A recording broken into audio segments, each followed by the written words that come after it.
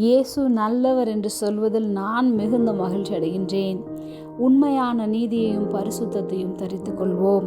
எபேசியர் 4:24 மெய்யான நீதியிலும் பரிசுத்தத்திலும் தேவனுடைய சாயலாக சிருஷ்டிக்கப்பட்ட புதிய மனுஷனை தரித்து கொள்ளுங்கள்.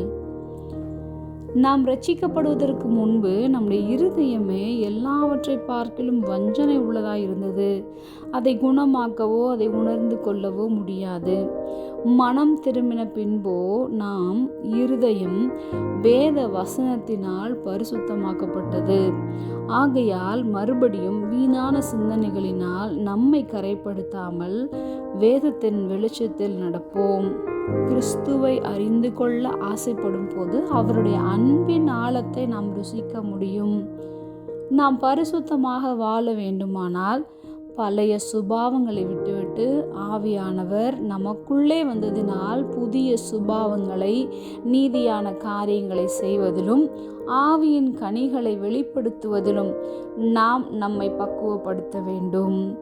தற்காலிகமான சந்தோஷங்களுக்காக அல்ல, நித்திய பேரின்பத்தை பெற்று நீதியிலும் பரிசுத்தத்திலும் நாம் தேவனுடைய சாயலை தரித்து கொள்வோம்.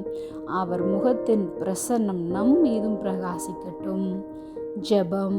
அன்பின் பரம தகப்பனே, எப்பொழுதும் எங்களோடு கூட இருக்கிறவராகவே இருக்கிறவரே, மெய்யான நீதியிலும் பரிசுத்தத்திலும் தேவனுடைய சாயலாக சிருஷ்டிக்கப்பட்ட நாங்கள் புதிய மனுஷனை தரித்து கொள்கிறோம். இயேசுவின் நாமத்தில் பிதாவே, ஆமென்.